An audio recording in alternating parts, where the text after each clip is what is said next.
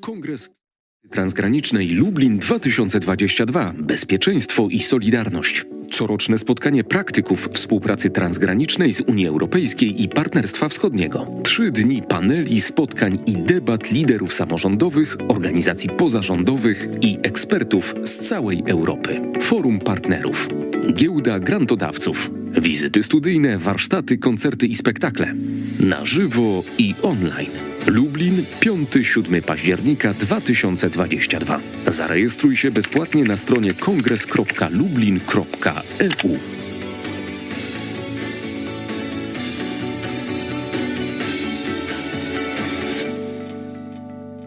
Jest tylko jedno takie miasto jak Lublin. Jest tylko jeden lubelski społeczny komitet. There is only one place Serdecznie like Lublin w Twojej with its social committee for aiding Ukraine. Szanowni Państwo, And we'll talk about this today. Over to you, w którym Piotr. będziemy rozmawiali o Well, hello everyone. This is the panel nowych devoted to cooperation of NGOs and local authorities in the face of the war in Ukraine zmian, które ta and wojna any wywołała changes that w the naszym war państwie, w naszym mieście. entailed and caused to our city Zanim and our community. z którymi będę miał Before I introduce my speakers, krótka refleksja, że let me share dla mnie a short reflection. wrażenie, że It's not easy for me w Lublinie because w składzie I też think wielokrotnie we rozmawiali, have spoken a lot in Lublin poszukać takiego klucza, który in this very team composition, komitet i zaraz and I was trying to find a key to tell you, to show you what the committee is. przedstawią I ekspertów z całej Europy. i jednocześnie nie uciekać w pewne klisze i And at the same time, we would like to avoid certain różnych spotkaniach. Chciałbym cliches or współpracy copies i w takim kontekście of ideas or facts that ale were raised before. I think lutego, tylko sięgając trochę głębiej, perhaps we wouldn't go back to the 24th of February, but even further in the past pracą to have a look at the history of w cooperation and integration of migrants in our city. kontekście osobistym And i also, I believe we will not avoid a more personal context. And perspektywy perhaps we would like to also hear a personal panelu. experience Dzisiaj rozmawiali or personal stories from some people also invited to this panel. So today our speakers naprawdę z moich are alphabetically współpracowników my friends, I can say, z Anną Dąbrowską, prezeską Anna Stowarzyszenia Homo, Dąbrowska, the head of osobą, the którą Homo Faber Association. już niestety kilkadziesiąt lat, trzeba powiedzieć. Perhaps we've been friends for, I believe, up to 30 W years. naszym mieście zajmuje się kwestiami For years, tych praw człowieka. she has been working for and with human rights in the broad sense. Przyjemność pracować na co dzień w Urzędzie Miasta Lublin, And partycypacji my friend Ania Szadkowska, that I've been working pracy with w Urzędzie Miasta, for a really long time in Lublin Municipality. tematyką Ania joined our integracji municipality to cudzoziemców, work with Jeszcze wtedy nie- integration of foreigners. albo że on We był never spoke about refugees back then, marginalnym, or it was really a marginal subject in our daily work, but naszą strukturę Anna, if you look jest osobą, która at the structure of the municipal office, wieloletniej right from the beginning of her work at the office, she has been working on this subject, exploring the subject and translating it into our daily office practice. jeszcze poznać się, jak pracowała Tomasz Sieniow, whom I met osób when I worked for NGOs in Lublin, he's elementem w Lublinie całej tematyki migranckiej, he's cudzoziemskiej. a lawyer specializing in migration Organizacja and foreign affairs, podniesie and his organization is a very strong w regionie reference point for refugee matters in general. And I think cudzoziemców przyjeżdżających they have done and still do a lot for refugees oraz coming to our cities.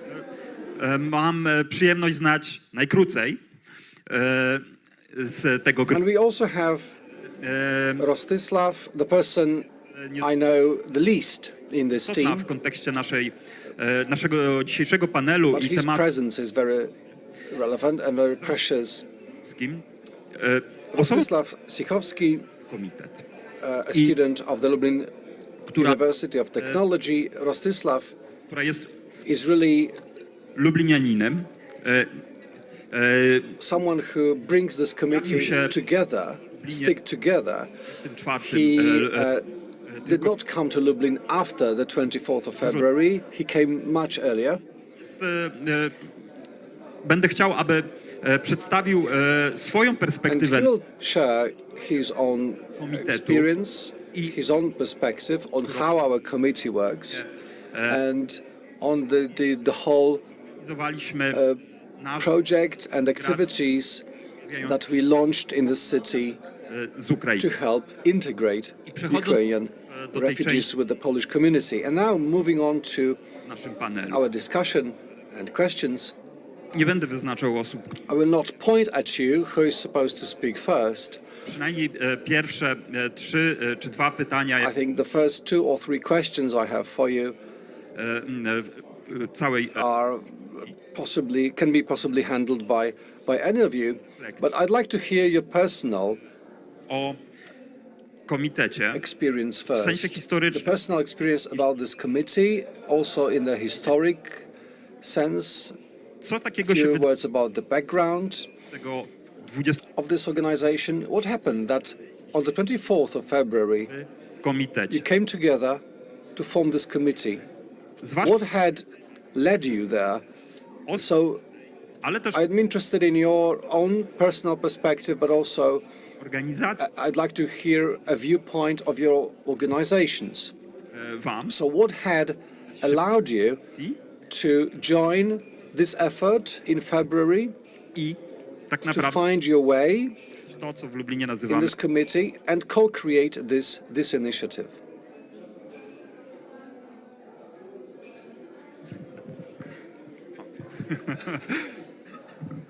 Dzień dobry Państwu. 24 Good morning. grudnia On the 24th of February Lublina, at 3:30 urlop. a.m. I jumped onto a train to Berlin, hoping for a short break after spending some time on the Iraku, Polish-Belarusian border, helping refugees from Congo, Syria, Iraq, people who tried to reach Western Europe through the Polish-Belarusian border. I remember that train was completely empty, dimly lit. There was me and my husband.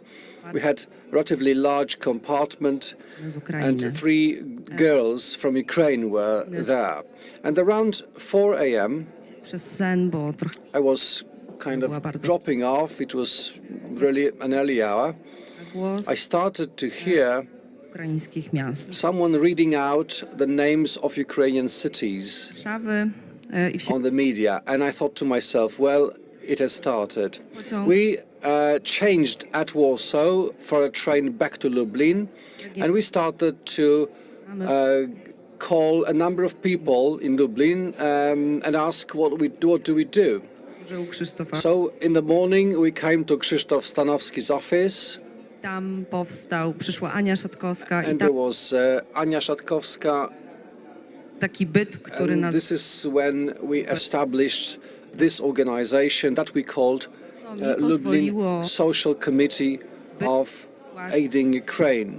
sposób. So Z jednej strony są pewnie te wszystkie why I got there? I think it was many years of work for human rights, building networks of contacts with many different people across the city, wartości people who share similar values, w podobny sposób, who have a similar way of thinking bez wątpienia to about human rights. wyniesione And also z budowania I had accumulated experience of developing grassroots movement for helping refugees at the Polish-Belarusian border.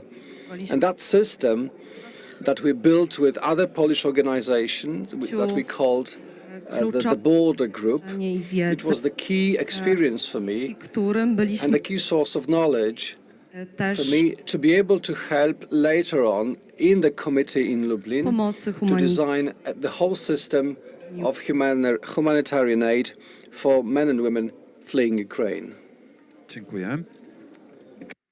Czy Anna? Thank you. To w takim razie tak. Anna, would you join? Mamy głos Yes, so before we go to our male speakers, co nam I think that pozwoliło się spotkać tego what allowed us 20, to jest, to że join together, to gather together, the 24th of February, is that we had previous track record of cooperation. It wasn't the first time that we met. We knew each other. wzajemnie stać. We knew the potential of each other. We had been working for years before. And I joined the city hall just to deal with kind of migrant-related issues. And over the 7 or 8 years of my work, part of my job was to meet and communicate with NGOs, Polish realities. Wyznaczają standard, jeżeli chodzi o działania. Mean that it's NGOs that set the standards in this area. So personally, as you asked about my personal attitudes or personal views, in the very morning, 24th of February, when we woke up, we were shocked, panicked. We couldn't believe what was happening. Mogliśmy się spotkać w tym So to me, the very possibility najzwyczajniej w świecie. for us to meet together gave me the sense of security, or personal safety even. I'm strongly convinced that everyone in our structure, in our organization, if we were faced I poziom with the challenges, on our own, alone, trudności then the level of fear byłby gigantyczny. and procrastination, in face of the challenges would be overwhelming. But then we had 3 organizations plus the city council, plus private persons joining, step by step. That was the sum of the potentials that gave us strength to operate, to build the whole system, the whole network very quickly. Ja się zgodzę tutaj z moimi poprzedniczkami, że So I agree with the previous speakers. I mean, the cooperation itself was had been established much earlier, either within the city initiatives or non-governmental initiatives over the last years in the civil dialogue organization established by Mayor Żuk. So we knew each other. I mean, we didn't have to introduce one another to ourselves, and every one of us just felt the need to take action. So we asked ourselves, what to do. And I'm head of an NGO that deals with legal assistance, recently mainly to the refugees. So it's the Institute for the Rule of Law. And over that time, near half of my team was composed of Ukrainians and Belarusians. So I was thinking, we had been helping, supporting the refugees for a long time before, so we knew what we were doing. And at the meeting that Ania Dąbrowska invited us to, we had a 4-person representation. So dozens of people attended, at the Center of Culture. So people just kept flowing, spreading the message around, and everyone who wanted to do something just came. So that was our case as well. So we joined the system of collaboration based on trust, that had been established before in the city, based on some kind of different mechanics that Homo Faber and the Boulder Group had provided, and we simply felt very comfortable in kind of maneuvering them around. We didn't have to organize humanitarian aid at the border ourselves. Although every one of us, took some action in this regard, but it's not that everyone should do everything. The point is to focus on, on the field of our expertise, and that's how we build kind of structure, if I may say so, in our organization, and it has proved very effective from my point of view. Włączony. Ja opowiem ze swojej strony taką sytuację. From my perspective, let me just tell you a story of the volunteers here. At night, I was at work at 4:50. I saw the news that it had started, and after that news, we simply stopped our work. We contacted our parents. The friends, I had a lot of friends with relatives, staying there in the war zones, being under attack. So, we simply, used our phones. There was chaos everywhere there. So I simply didn't sleep at all back then. But at 7 p.m., there was a gathering of Ukrainians planned at the city hall. So I decided to go there. Just when I look at the pictures of that event, I recognize faces. I recognize most of the faces. I know most of the people, but back then I didn't know anyone there. There's Anton Blažejev, a boy dealing with the volunteer initiatives at my university. So I contacted him and asked him, how could I help? I mean, what could I do? And Anton, had received information from Piotr Skrzypczak about the hotline that was going to be established. And the next day we actually I joined that project for the hotline. I had never worked before as a hotline operator, but starting step by step, from the initial chaos, then we managed to streamline the operation. It was successful. Thank you. Thank you for that. Indeed, it's a mix of experience, of long-term work in integracji migrantów, uchodźców. As regards integration of the migrants, refugees, it's a mix of experience, of emotions, but also the structures that had been built over years in Lublin to deal with migration-related matters.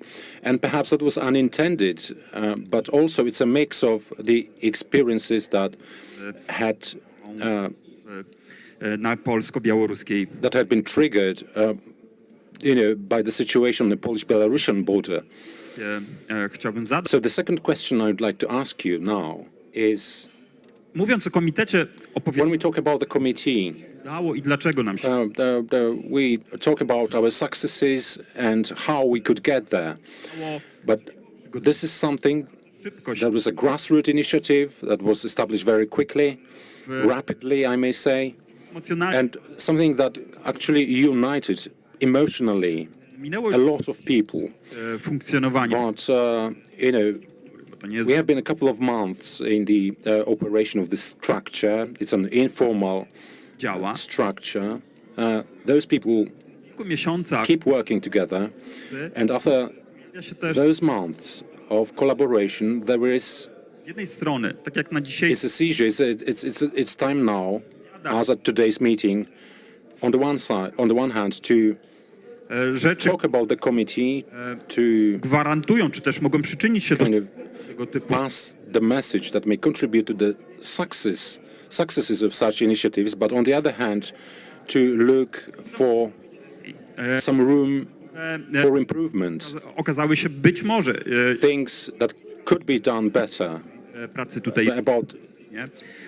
ways that turned out to be dead ends, No jakimś things that could be done better in Lublin, or perhaps komitetu. things that are issues Drugie moje in the operation of the committee itself. So my second question is that taką perspektywę nawet do you have any suggestions, w kilku ostatnich miesięcy learning lessons from the last months?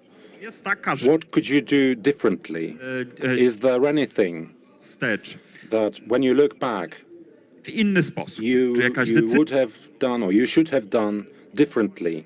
Any decision za łukiem trzeba that turned out to be a wykonać jak dead end? I mean, you need to retreat and take a step back and repeat your effort in another way. Tomasz. Ja zacznę. So let me begin now. Originally, I thought that it was impossible to work together without having some established rules. Bo jako As lawyers, we are into regulating things with contracts, agreements, statutes, registration at courts, and so on. So, I didn't have any say in that. But as my colleagues said, osobną osobę prawną, która będzie you działać. such committee, didn't take, the shared budget or a legal personality to be established for us to act together. So I feared we would fail, but the trust was what counted really, and we had been successful. And I think it's important that every organization in the committee has its own autonomy, has its own field of expertise, but also coordinates the initiatives within our network, within our regular or ad hoc meetings. So I fear that something some things could go wrong, but they didn't actually. So that's one thing. But what I see as a challenge, as a thing that complicates our work, is that, well, we used to be kind of middle-sized NGO with a dozen of workers and several dozens of volunteers before the war. So it was kind of business as usual or routine operation that we used to have, and we had never had a situation where it wasn't us who asked or applied for grants, but we had applications filed with our organization, from the people. Dostać pieniądze So we, któremu trzeba zapłacić. we thought that was, the best situation, the best circumstance for us to go forward, a kind of one pager to kick off an initiative to get funding, to start working together. Now I see that it took a lot of effort and red tape, with signing agreements with the donors and so on. So what's important was perhaps the room for improvement is that there is an agreement or shared effort across donors so that they can offer a single package of aid, and just to avoid a situation that a committee like ours needs to sign 5 contracts, 5 agreements with 5 different organizations with different rules of the account settlement and so on. So the first couple of months, there was no funding available at all. And coordination of all these fundraising efforts was a burden. And if we are to work with kind of large donors, just to organize the channeling, the funneling of aid to refugees. It's a lot of burden, for us to go through. Mind you, the very public procurement rules. These things are very difficult to go through, and perhaps a room for improvement for the future is that the donor organization could join the forces, establish a single point of contact, the bureau, without complicating our own efforts. That would be appreciated. That would be valuable. I know that just after the outbreak of the war, it was simply impossible, because these donor organizations didn't have any presence here. But this is perhaps something to food for thought for the future. So let me continue. The subject. The growth itself is a challenge, and this challenge is shared by our sister and brother organizations across Poland. Just before the war, Homo Faber employed 5 people. Now it's nearly 80 people on employment contracts and more than 150 people in volunteer agreements. It's a gigantic the leap forward, and we had to manage all the growth without any help from outside. None of the large organization offered any managerial expertise or any guidance, step by step through the process. So a lot of effort that is just behind us. But mind you, I believe it has been the best time ever. People gave everything they had. Did the utmost to contribute. So we have succeeded in anything that was simply possible, feasible at that time, with all our efforts. From the multicultural team next to Poles and Ukraine, we had Ukrainians, Belarusians, people from across Europe and across the globe, actually. So this is the other side of this growth experience. The organization has been changing. Not only in terms of employees or people working on ever new tasks. It's about the image, the intercultural, multicultural face of the organization, like Homo Faber is. So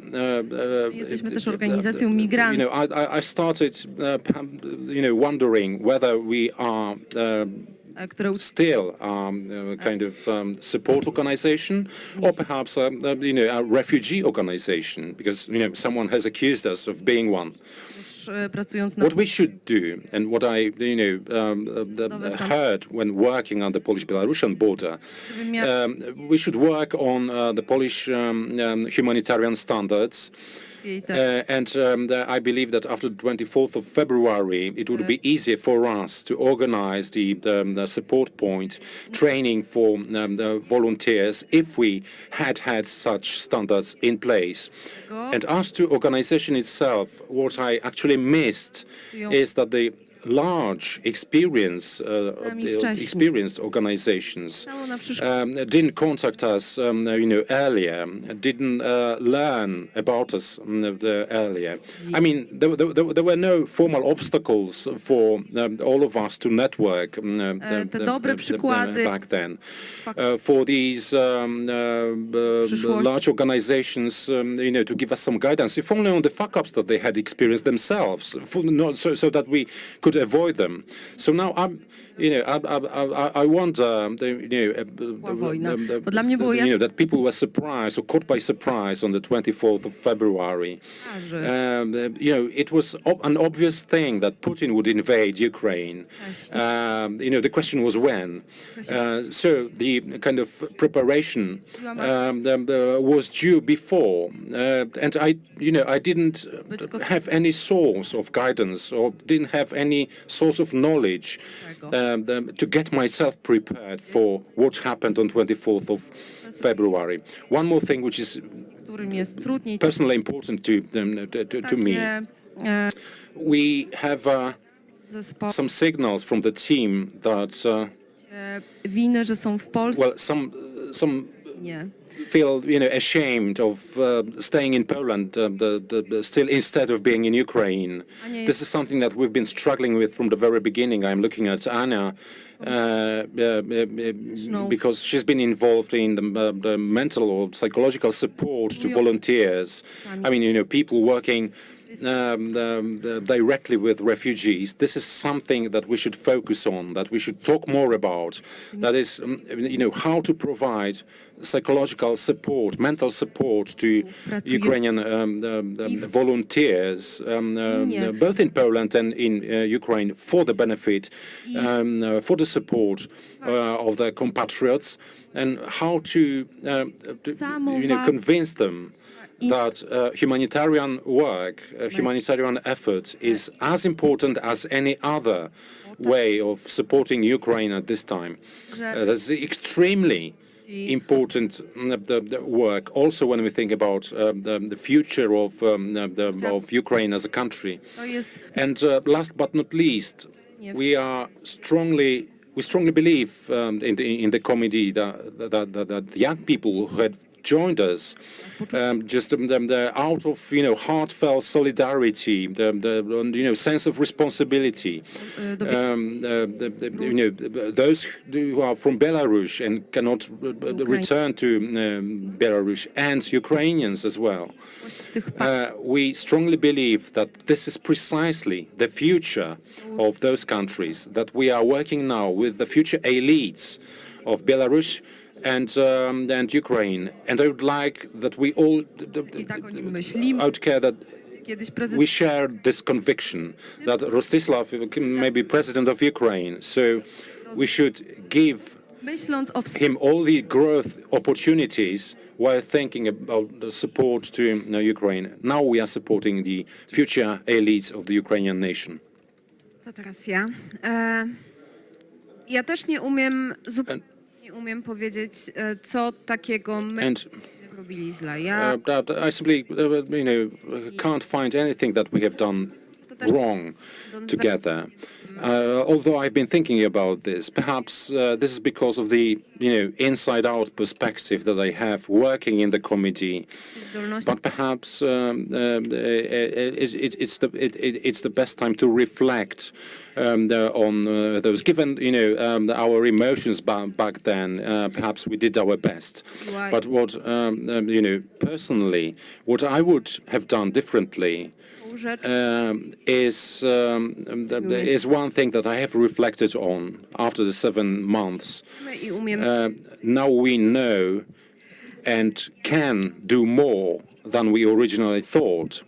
So in the very beginning, when I took responsibility for the psychological support, I thought that we needed a lot of external support, that we needed expertise from large organizations from across from around the world.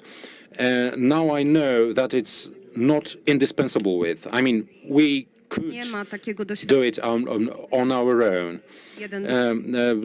What I know today is that there's no copy-paste format for psychological support that we can get from the external stakeholders. And perhaps I think that with our expertise that we have got from the time, perhaps we can give the guidance, to those in need in the future. No one has taught us how to involve others, how to involve volunteers in the aid projects. We know now that we can be an organization with diagnostic capabilities. I mean, able to to identify specific needs and problems, and help organizations and people out without involving any other resources. I hope that this is clear. Now, Rostislav, anything from your point of view that you would have done differently?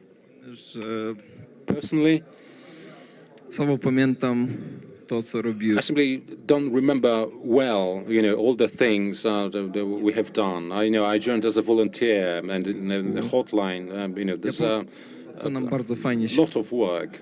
bo to jest Let me speak about successes instead. So first of all, the communication, across the team, that came with in a very short time. od pewnych organizacji. We got reliable information from the city council, from different organizations, from different stakeholders. Of course, in the very beginning, the information kept changing, minute by minute, but then it was streamlined. So communication is key. We exchanged views on the ongoing basis. That was really good. Na zegarek widzę, że jesteśmy mniej więcej do dzisiejszego We're in the middle of our discussion now, and I still have questions.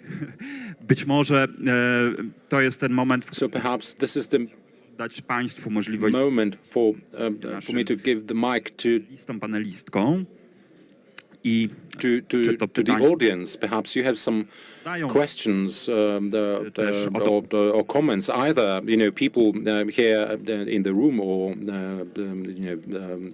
attending the online channel. Again, any questions or comments, please?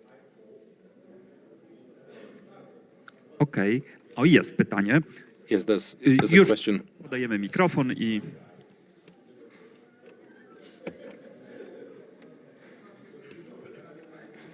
Dzień dobry. Nazywam się Hello, z Ukrainy. I'm Natalia Vinchenko. I'm a professor at a university, and I live in Lublin. Sumy is a city just 35 kilometers from the Polish-Ukrainian border. I know a lot about the refugee situation in the city, in Poland. I'm a refugee myself. But I would like a question. Do you have any surveys about Można uzupełnić sytuację, na przykład ile fachowców tam finansowych, ile giving the experts, the teachers, financial professionals, how many of these people, by job categories, are staying in Lublin now, and how they can be supported?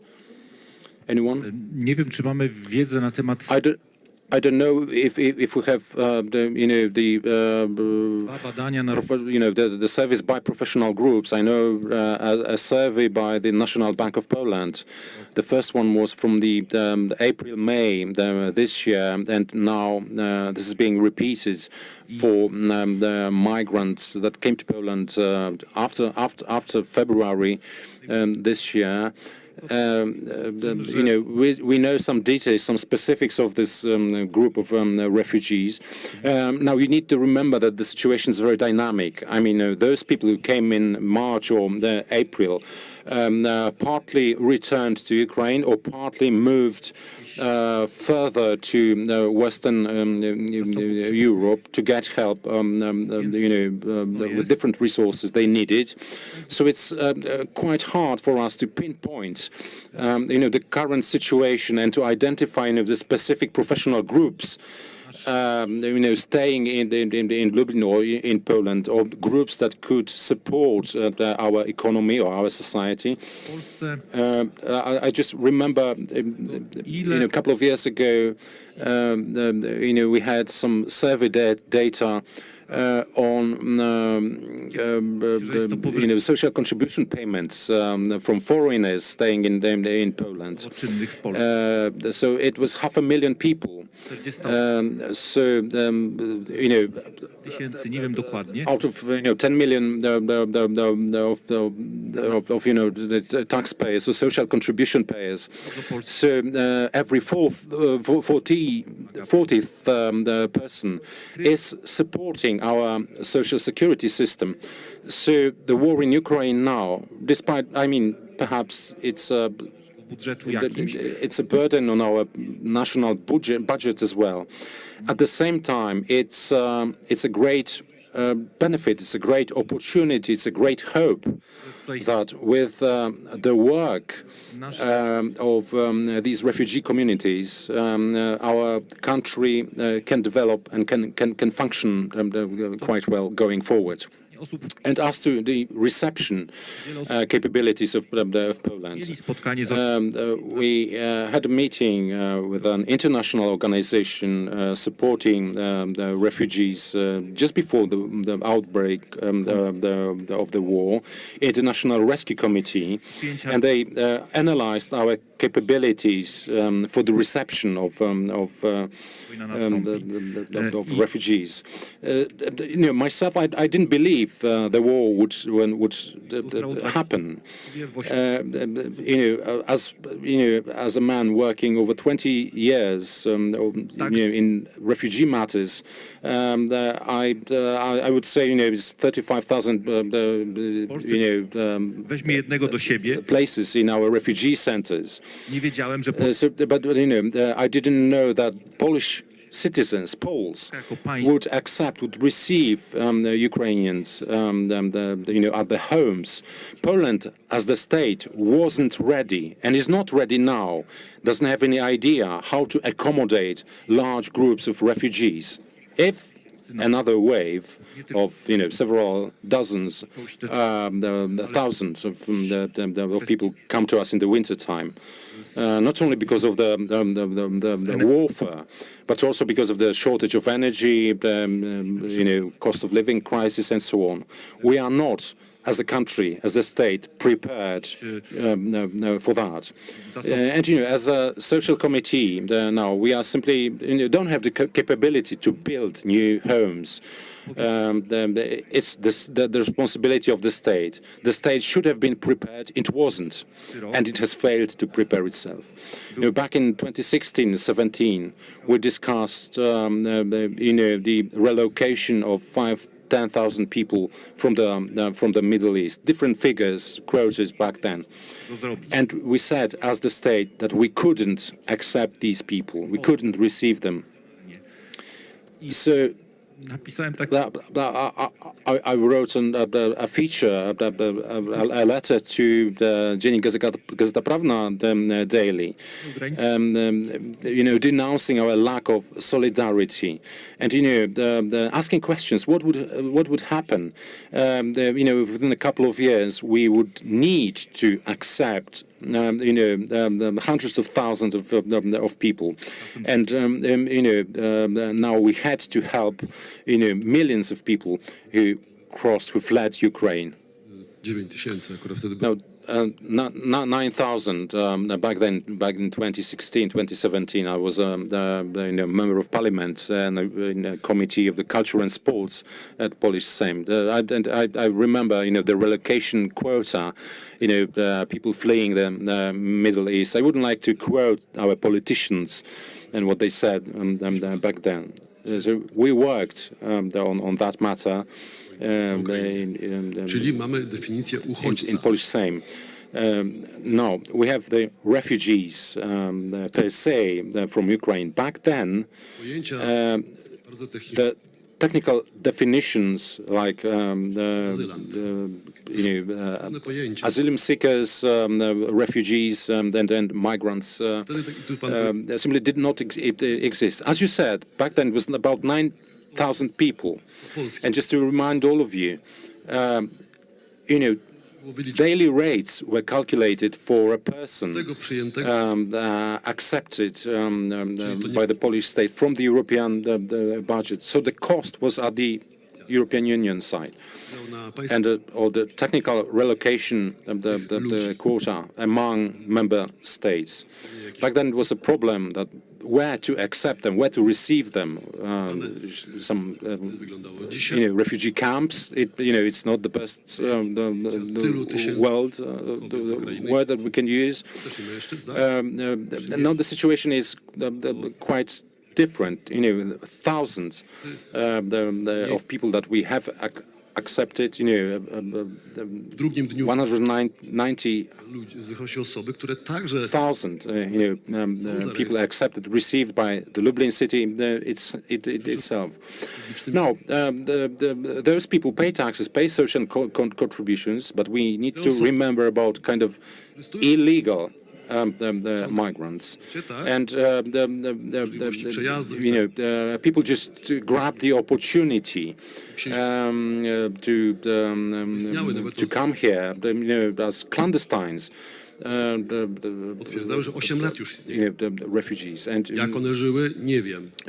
And then some people reported to us, people who had lived before in the city for 8 or more years. So Proszę, żeby też skomentowała. you mentioned a very important aspect here. NGOs and local government and cooperation with organizations. We have succeeded in doing so, in gathering people across just within a few days of the outbreak of the war, because we had motivated volunteers. We acted emotionally. We felt the responsibility to receive the people, and no one knew how long would the war take. Putin's original plan was 3 days, but now it's hundreds of days. And this is all about our security. Now you mentioned the EU demographic. Scientific research points to the importance of retirement system.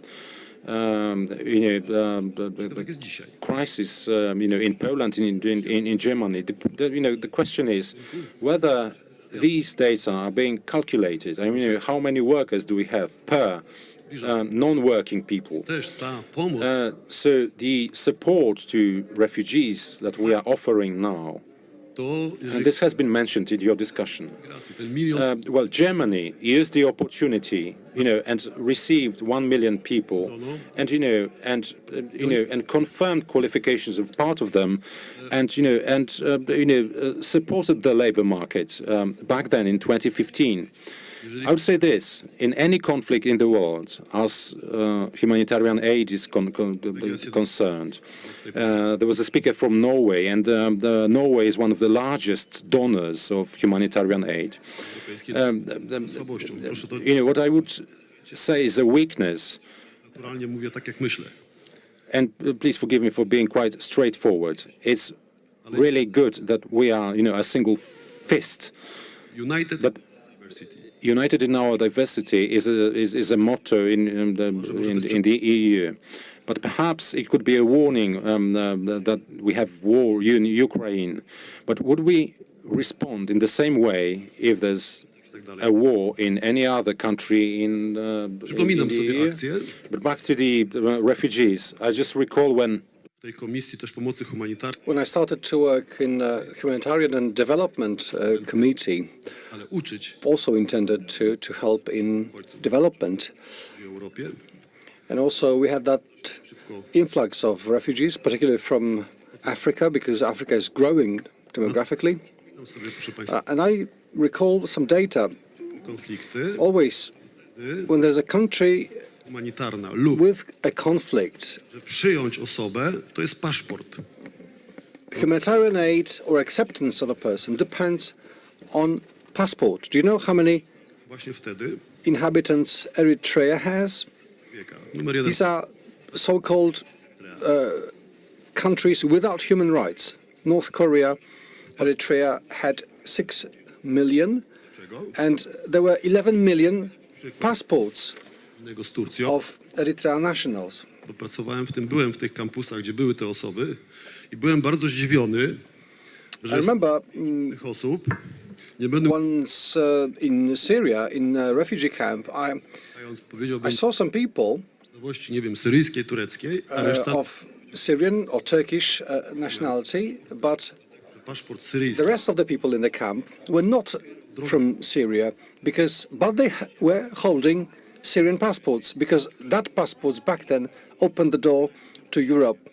So Natomiast brakuje nam pewnego what we miss is a system of control, of verification that would, if we had one in place, that would really calm certain emotions down among the government or the society.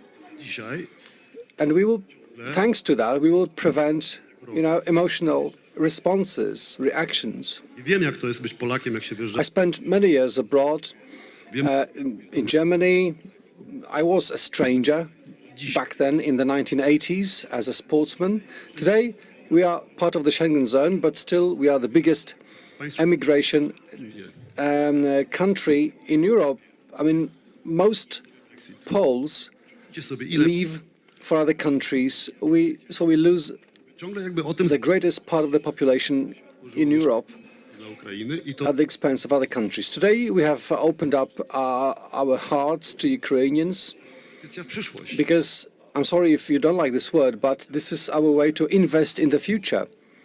We don't have more children born in Poland at the moment. Ukrainek, All the social programs launched by the government haven't worked so far. So who knows, maybe the Ukrainians coming here, maybe they will find a new home here.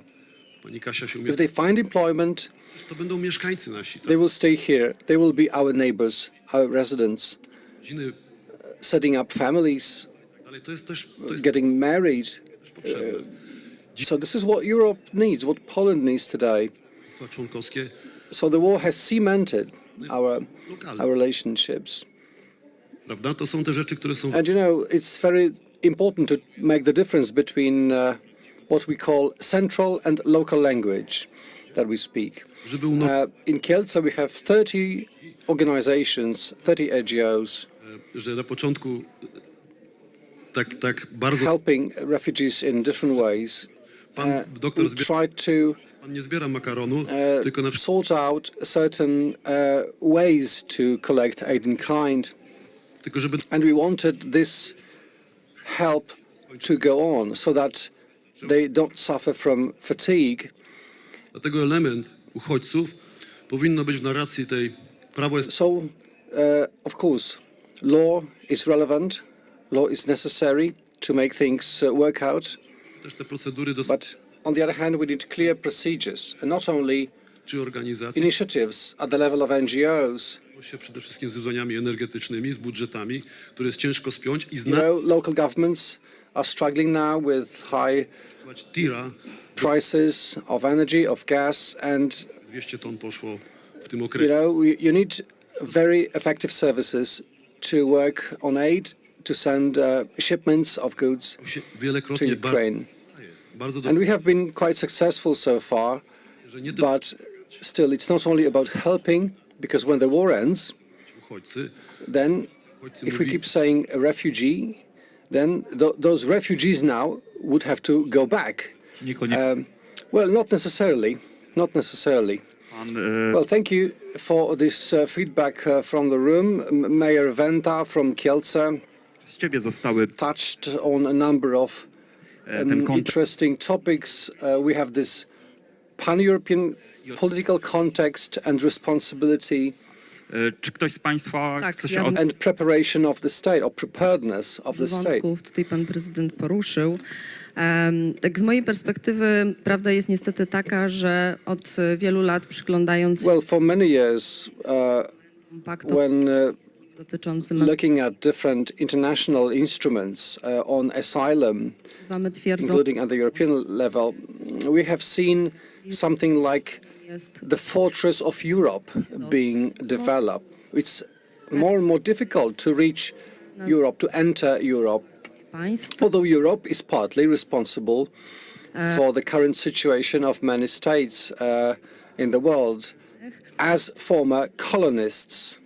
w związku z That's one thing. And dziw, it's, well, no wonder there are new migrant trails opening up, like the one through Belarus, because it's the only chance for many people to break free from places like Iraq, Syria or Afghanistan, where, well, the Polish military was also involved. So it's our responsibility to accept these people and produce an effective migration offer, including into Poland. So it's really about time we started to talk about katastrofy klimatycznej, refugees in the context of climate change, because climate change also fuels migratory movements, and the people fleeing countries struggling with drought, hunger. Więc jak najszybciej trzeba na ten temat zacząć dyskutować. Shortage of things, they will flee in the first place. I'm not a great fan of thinking about migration in terms of growing GDP or economy, because this economic focus is not enough. We have people, we have families, children coming in the first place. If we look at them through figures or income or employment, this is wrong, because we will miss a number of challenges that these people are facing. And the last thing that we need to take care of in Poland very quickly is a systemic racism that is in the country, and the best evidence is what is going on the Polish-Belarusian border, and also the treatment of foreign employees in Poland. These people being abused in the world, in the labor market, and double legal standards applied to them.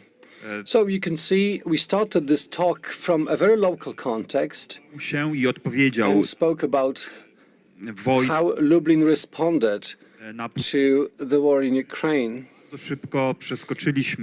We jumped very quickly to politics, international politics, the European Union, and several other phenomena that are developing, are growing across the society, and also affect our view of the world. Perhaps we have some more questions or comments from the floor. Okay, we have one. Dzień dobry, Andrzej Kotorynczuk, socjologia UMC. Andrzej Kotorynczuk, Marie Curie University, a sociologist. We have spoken to some of you before as part of our research, so będzie inna odpowiedź. Pytanie, jak zaangażowanie my question is, w ramach komitetu zmieniło your involvement in helping refugees as a committee, how did it change miasta? The operation of your original organizations, and how did it maybe help you redefine your approach to what is the most relevant in terms of assistance? Maybe you would like to re-engage differently with the society, with the community. And what else do we need in terms of help? Where is this help needed? Well, thank you for this question. Nie będę musiał go zadawać. Kto z Państwa będzie... Well, who would like to take it? Who would like to answer? Tomasz? I don't know how my organization changed thanks to getting involved in the committee. Well, in the first weeks of the war, I lost control of my team. I had many Ukrainians. They just disappeared from my office. They joined other aid organizations. And I couldn't really tell them what to do, because they were responding, I'm busy, I'm working on a helpline, or I have to go somewhere. So it was hard for me as a manager. But after some time, we sorted things out, and now I believe it's about time we started sorting things out. I think planning cannot be done long term, but across shorter intervals. Also, given that we have funding only a couple of months ahead. And I think this tragic war has generated something very positive in our society. I mean, there are conditions for reconciliation between Poles and Ukrainians. I think we can't waste this opportunity. It would be a great disaster if we failed to use it. Kogo zabrakło? So what is missing, or who is missing in this aid? Well, someone visiting the border crossing, one of the border crossings, just after the outbreak of the war, said, what is going on? And UNHCR representative approached them and said, come on, come down, this is humanitarian crisis. This is what it looks like. So it was maybe the only way we could handle it. Certainly as a state, we made a couple of mistakes. We were not ready to receive migrants. Housing policy, migration policy was not in place. I'm not saying that local governors or some ministers failed to do it. It's a problem that has started many years ago and has not been resolved so far. Well, I agree with Tomasz in terms of what was missing, or what is missing in terms of aid. Yes, the state aid is missing, at least I can't see it, and I can't see the future because there's no long-term planning. And our team has really turned into an international team. We gained a new perspective that I'm really happy about.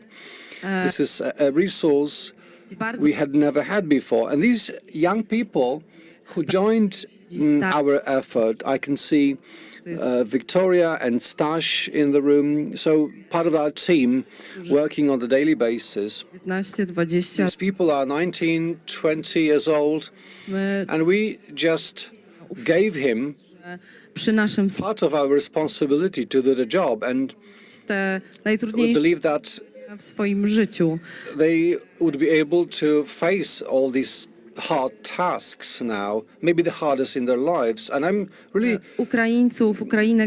happy to see all these people. I'm proud of all these people, young Ukrainians, Belarusians, who joined us. And we worked together with full understanding, with full cooperation. So when I'm thinking about future elites in these countries, I can see my young friends from the organization. But what next? The question is, because the state is not there,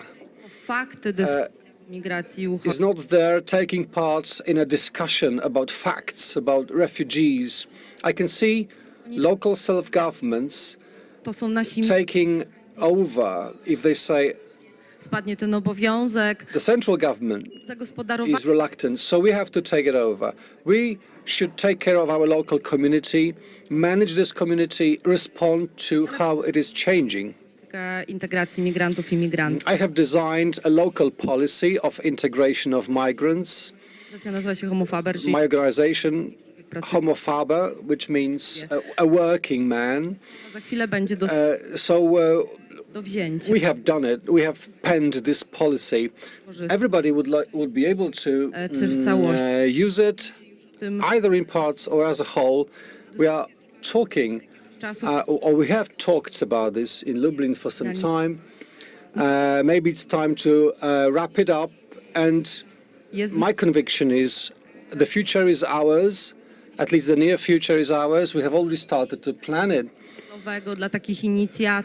We have some destinations and spaces for meeting, for integration of old and new citizens. And actually we want to stop thinking about refugees, but think about a community of residents.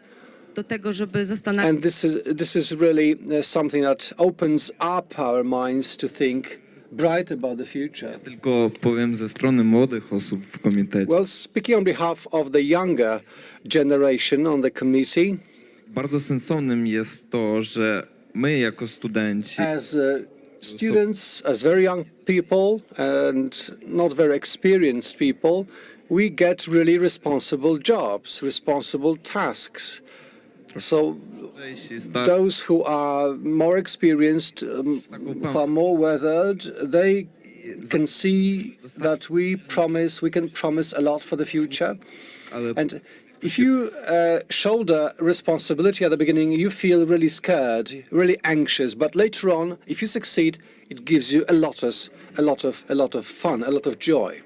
Jesteśmy jako miasto Right, as a city, Lublin takes part in the Intercultural Cities of Europe project of the Council of Europe for years now. And as to the absence of the state, it has been absence, forever. We have never had any the migration or refugee policy, and for many years it has been mainly NGOs and some local governments in Poland that have been demanding such solutions.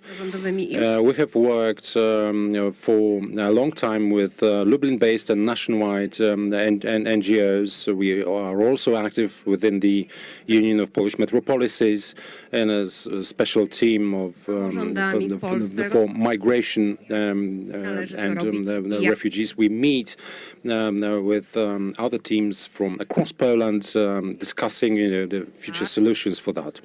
So we've been talking about multicultural the society, what it should look like. It's not telling people it's not about celebrating diversity, but it's about providing conditions so that people with different backgrounds, different resources, different experiences could meet and do something together.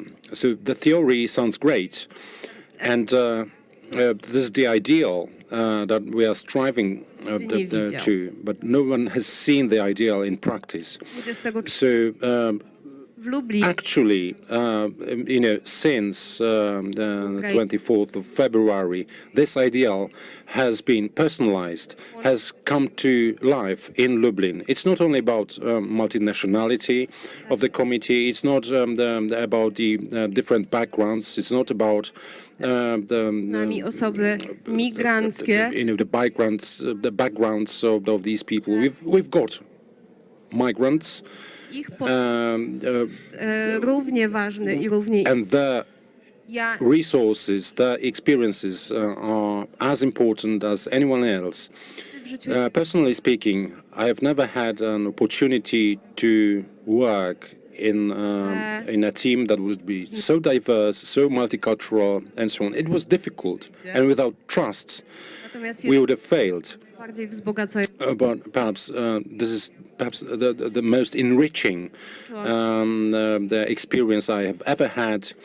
And when I recognize the faces, my colleagues from the committee here in the audience, I'm pleased you are here with us. Thank you. Zanim padnie następne pytanie, before we go to the next question, let me just give you inspirowany przez my, personal thought inspired by Tomasz. tej zmianie w zespole, który When you spoke about the change in your organization, in your team. Myślę, że to też jest doświadczenie. Doesn't also work with the employees.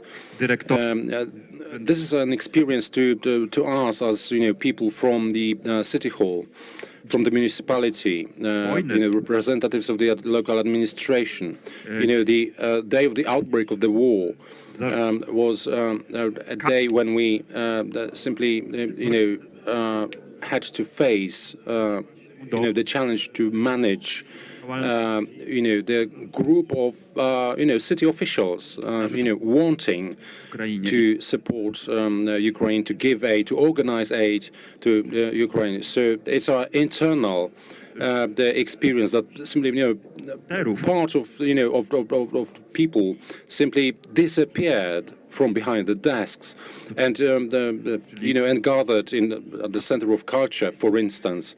The Center of Culture is a municipal the institution of culture that kind of opened up and accepted, the hundreds of people who wanted to work together, provided shelter or the place to work when they could meet and work together at the cost of their statutory agenda. So już do końca naszego panelu. We are heading to the end of this panel discussion, but I would like to ask you one more question. Part of this has been asked already, and both in your contributions and in the comments. Let me ask you about the change that you have been observing w swoim otoczeniu. in your lives, in your communities. Rostyslav, taką na gorąco. Can you give us your comment on that? Can you give us your perspective?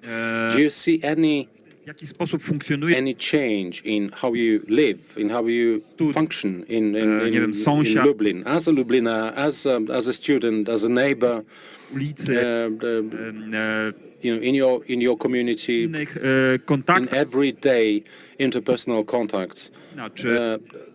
Has the war ta sytuacja, or the situation te emocje, które and emotions that emerge in Polish society perspektywy, from your individual point of view, nastąpiła jakaś have they been perceptible and any palpable change that you have sensed?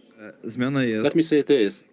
Teraz w mieście, w organizacji. How I act in the city, in the organization, in the committee, it means a huge change. Unfortunately, this is the root cause of this is the war. Nie znalazłem tak. Before perhaps I was willing to join some efforts, some community efforts, but I didn't have any option to. I couldn't find one.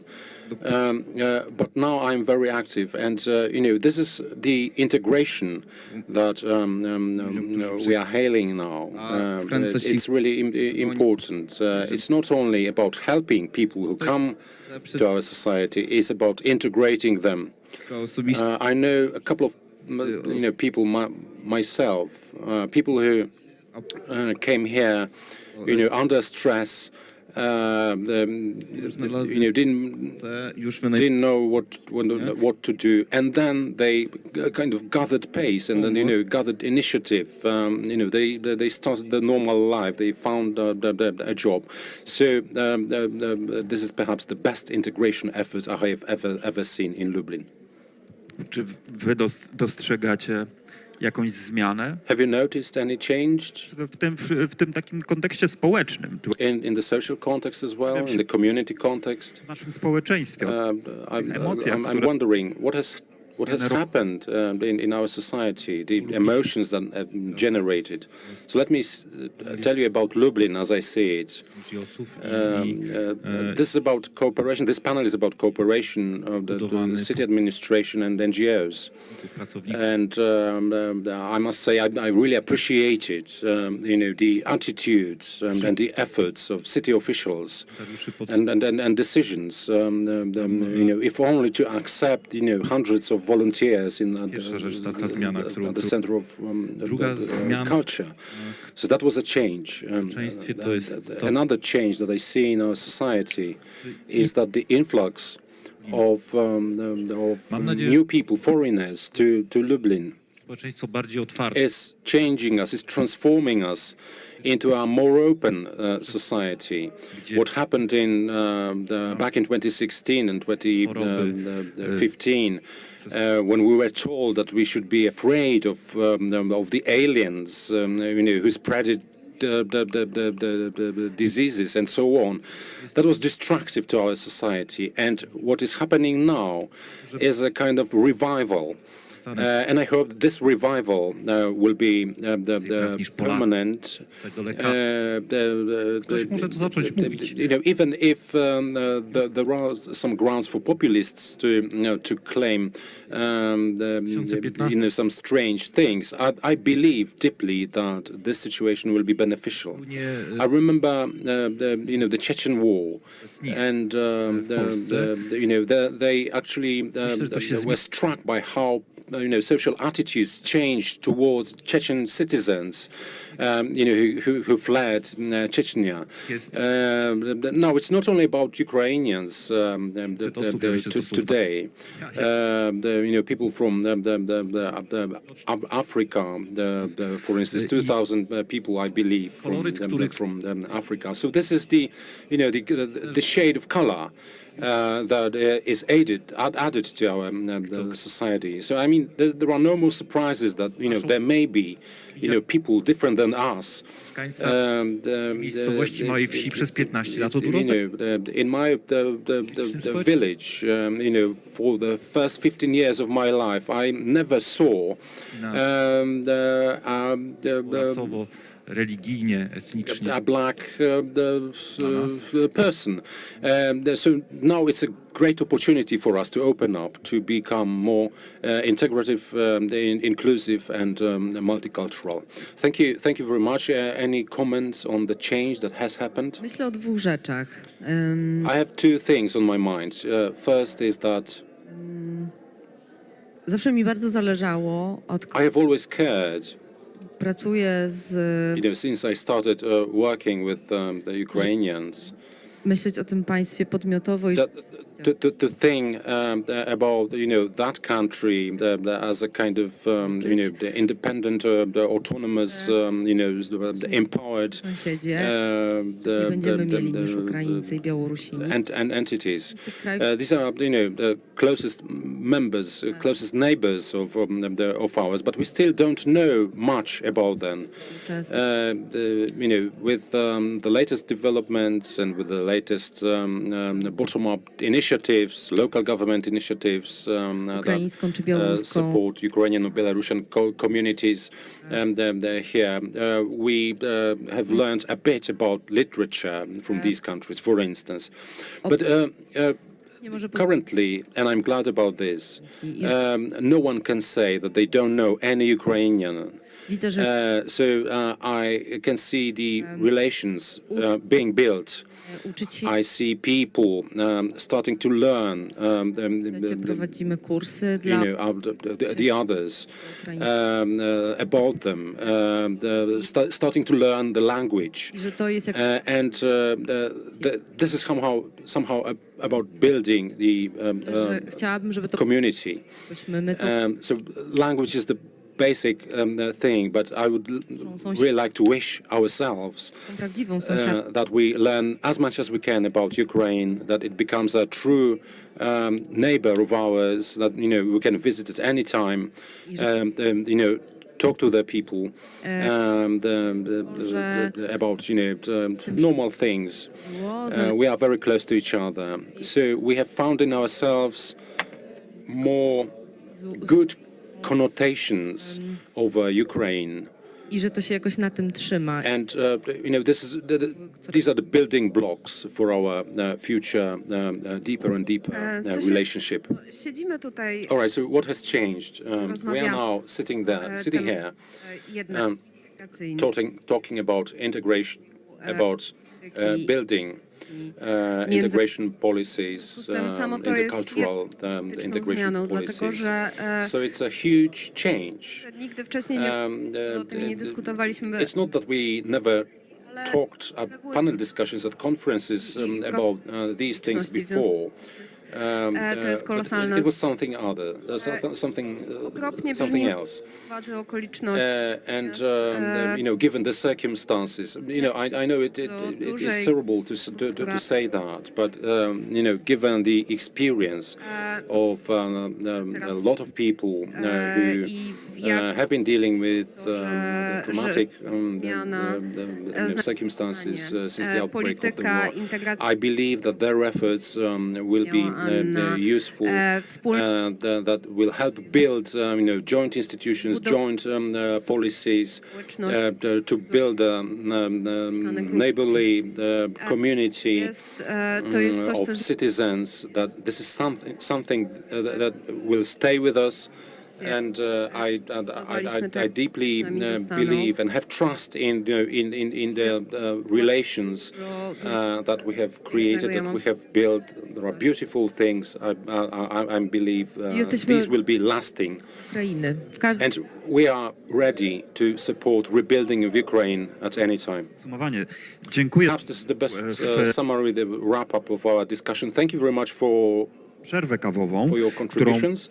But before we start the coffee break, Zapraszam Państwa po tej let me invite you after the break, after 15 minutes, to the panel discussion z Urzędu Miasta Lublin, chaired by my colleague from the city office.